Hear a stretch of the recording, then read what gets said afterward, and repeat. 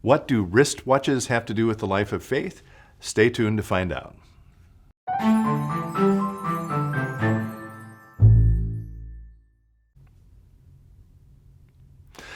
Hello friends, Pastor Tim Westermeyer here. Thank you for spending a little time with me today.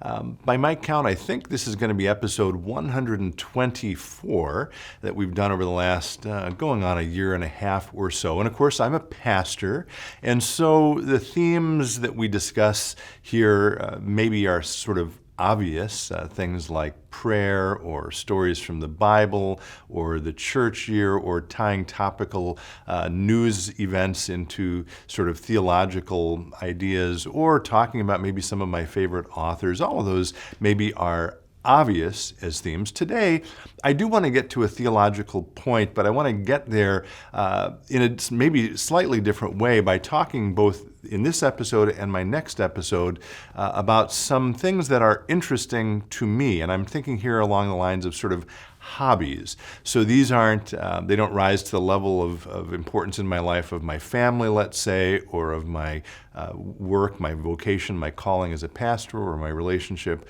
with God. But I do believe that God made us, each of us, with certain interests and passions. And I believe God invites us to explore those passions. And they're the things that make each of us distinctive, or if you want to use the language, peculiar or interesting. So for me, some of those things, for example, might be the fact that I'm interested in books, and I'm actually going to say a word about that in the next episode.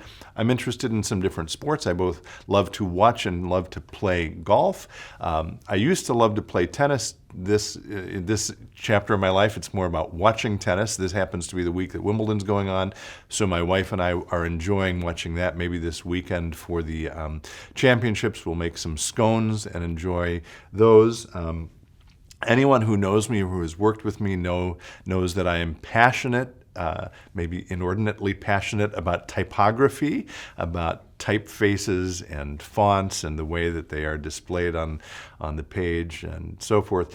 But the thing that I want to sort of talk about today, or the thing that's going to launch us into this theological conversation, is actually watches. I don't know why, but I'm absolutely interested and fascinated by these little timepieces on our wrists that are somewhat anachronistic. I, of course, have a smartphone or an iPhone, and I can get the time there, but I'm fascinated by the history, I'm fascinated by the aesthetics, I'm fascinated by the technology of these little marvels that we wear on our wrists. And because of that, over the last couple of years, because of that interest of mine, I've become interested in following a number of different channels on YouTube that are related to the world of watches. It's a little bit of a niche thing, but I'm fascinated by it, and so I've landed on, 8 or 10 different channels moderated by different people who talk about repairing watches or different releases or the history or whatever. And that brings me to the point I want to make that leads us to this theological conversation. It's one of those channels I've gotten to know, which I always enjoy watching. He covers mostly new releases, or he'll do comparisons with watches. He's a Scotsman who's based in Australia. And the day before I'm taping this episode, his channel, which is again a big channel in the watch world on YouTube, was terminated by YouTube.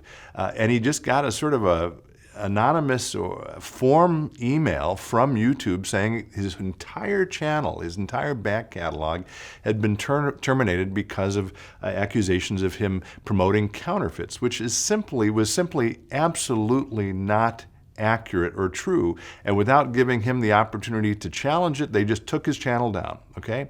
And then what happened in the next 12 hours or so is this incredible community of people who had gotten to know this gentleman and love his channel, including other YouTubers who are doing similar channels, but a whole lot of other followers as well, came to his defense and approached YouTube, sent YouTube messages. There were petitions started, and before you knew it, within 12 hours, the channel was reinstated. So again, there's this sense of a platform that this guy doesn't have any control over, even though it's his livelihood now. and a strong sense, a powerful sense. He talked about this in a podcast that came out just today, a strong and powerful sense of community.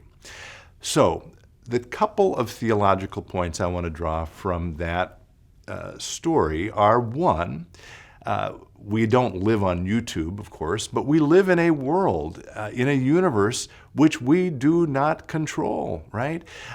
We do, as Christians, say it is good, and even that the world and the universe is very good. We take that from Genesis, but we also recognize that bad things happen that are outside of our control. There are natural disasters, there are economic disasters. We get sick, or people we love get sick, or are in accidents, or die unexpectedly.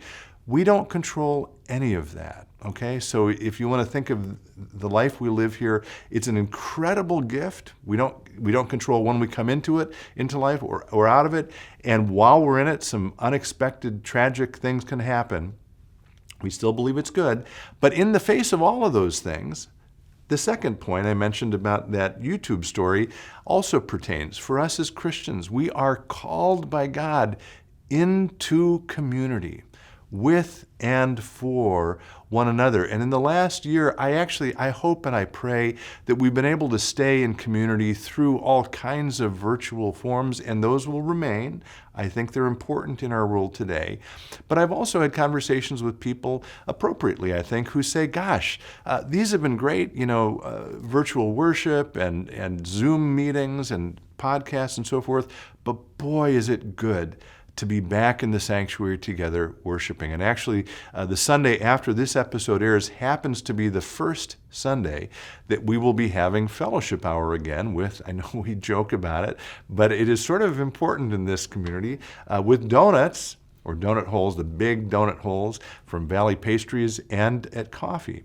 So if you're in town this weekend, could I encourage and invite you to come back to church if you haven't been here? I'm not laying a guilt trip on you, by the way. I don't want to do that. But come and be present, be part of this community, and share a cup of coffee and a donut hole with someone that you maybe do know, or maybe someone that you are being invited to meet. It may be that individual or that family needs you in their life right now, and it may also be that down the road you may need them. And that's a huge part of what we're about here at St. Philip Deacon, and indeed of any church. This wonderful, I'll call it a family, this community that surrounds and supports us in good times and in bad times. If you've never been here before, please know you're welcome to become part of that community. And as we say every week, we have been expecting you, and we look forward to having you join this community. So again, some theological riffs on an event on YouTube yesterday. A final word I would say is, if you are watching this, Jody, I'm glad your channel's back, and I hope you got some sleep last night. And for the rest of you, be well, stay in touch, and God bless.